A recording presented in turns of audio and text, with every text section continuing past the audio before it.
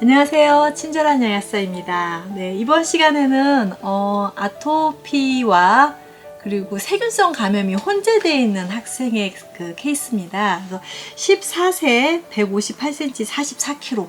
좀 많이 말랐죠. 예, 많이 말른 44kg 남학생인데요.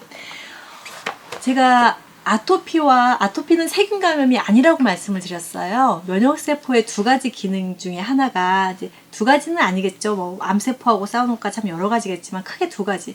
균하고 싸우는 시스템과 항체를 만드는 시스템 두 가지를 말씀을 드렸었는데, 자, 우리 이 친구는 항체를 만드는 시스템도 고장나 있는 상태, 그리고 세균과 싸우는 이 시스템도 망가진 상태였어요. 그래서 온 전신에 아토피와 함께 여드름처럼 뽀로지가 계속 이렇게 난 상태였거든요. 가려움증이 너무 심해가지고 우선 이 학생도 마찬가지로 잠을 잘 잘 수가 없었고요.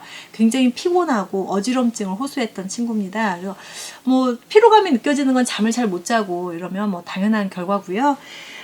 그리고 장에 가스가 많이 차고 장내 환경이 되게 좋지 않고 잔변감이라고 하거든요. 그러니까 건강한 사람의 장은 내가 화장실에서 변을 딱 보는데, 이제 변을 다 보고 나서, 이게 다 끝났구나, 라고 벌떡 일어나실 수 있으면, 네, 건강하신 거예요. 그런데 내가 변을 이걸 다 봤나? 뭐, 좀 더 있어야 되나? 이렇게 아리까리 하시면, 그건 건강한 장이 아닙니다. 그래서 그 잔변감이라고 하는 느낌이 없이 그냥 깔끔하게 변을 한 번에 딱 보고 일어날 수 있는 건강한 상태는 아니었습니다. 그리고 다리 부위에도 긁어서 상처난 아토피 그 흉터 자국이 굉장히 심하게 일어났고요. 또 세균 감염이 우리가 코에서 세균 감염이 일어나는 게 이제 축농증인데, 자, 알러지성 비염이 있고요. 축농증이 있어요. 알러지성 비염은 세균 감염이 아닙니다. 알러지 반응이거든요. 그런데 그게 좀 뭔가 이렇게 진전이 계속돼서 코 속에 있는 점막세포가 약해지거나 그러면 제가 세균이 감염된다고 말씀드렸잖아요. 그렇게 해서 세균이 감염돼서 농이 생기게 되면 그걸 축농증이라고 하는 건데, 이 학생 같은 경우는 축농증도, 그러니까 알러지 비염도 있는 상태에서 점점 축농증이 진행이 됐고, 여드름이 있는 상태에서 또 아토피도 같이 진행되는 이런 케이스여서 만성염증과 급성염증이 다시 동반된 사례입니다.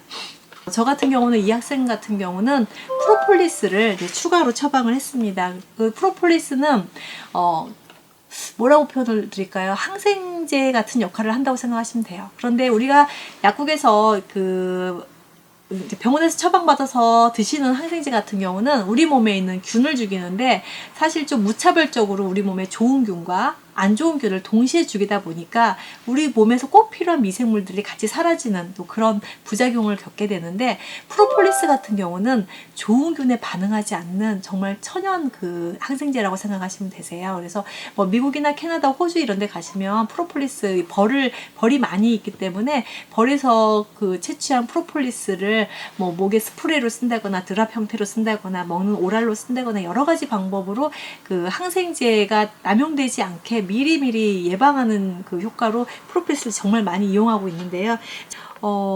굉장히 많이 좋아졌던 부분이 있고요. 그런데 이 학생한테도 지금 또 어떤 변화가 생겼냐면, 키가 158cm에 44kg였는데요.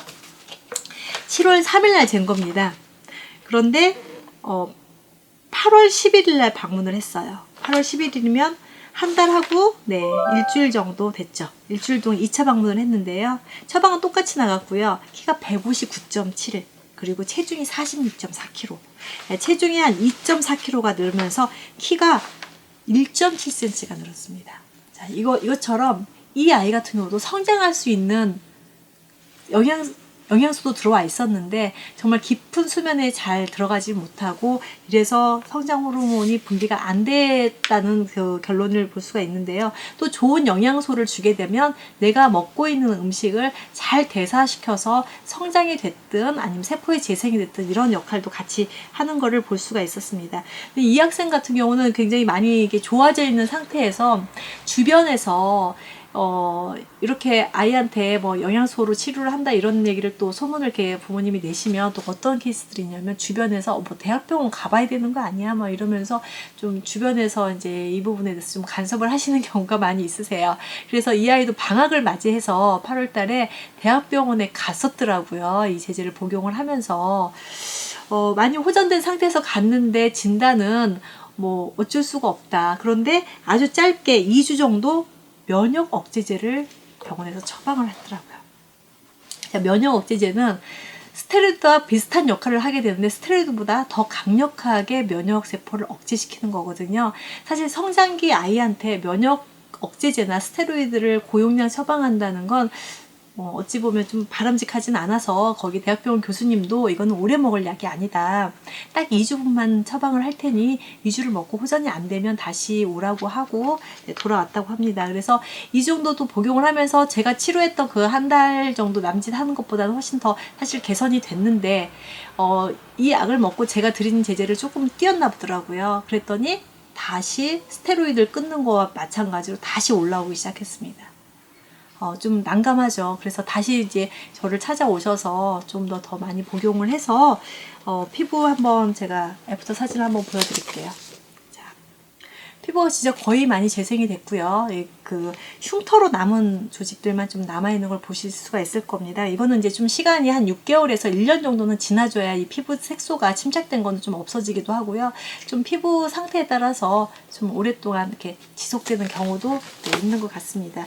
이번 케이스도 아토피와 그 다음에 또 이 세균성 당연히 지금 이 피부가 좋아지면서 축농증이 굉장히 좋아져서 이 아이가 성장할 수 있는 이유 중에 하나가 이 소양증, 가려움증 뿐만 아니라 축농증이 있으면 우선 코 속으로 이 코 안이 이렇게 세균감이 부어있고 이러기 때문에 산소 공급이 잘 안 되잖아요. 산소 공급이 안 되면 굉장히 두통에 시달립니다. 그래서 이 아이가 처음에 어지럼증이나 피로감이나 두통을 호소했던 게 이 아토피 라는 것보다 사실 축농증 때문에 더 그러지 않았나 이런 생각이 들었습니다. 그래서 축농증도 동시에 같이 치료가 됐고 성장도 잘하는 학생으로 지금 요즘에는 지금 더 제제를 먹고 있지는 않거든요. 그게 2014년도 일입니다. 좀 건강하게 그렇게 치료되고 있었던 케이스를 오늘 말씀드렸습니다. 지난 시간하고 이어서 아이들의 아토피를 치료해야 된 이유가 정서적인 그리고 감정 모드를 조절하는 거 그리고 성장까지 생각한다면 아이들 아토피는 꼭 치료해야 되는 부분이 아닐까 생각하면서 오늘 이 시간 마치도록 하겠습니다. 고맙습니다.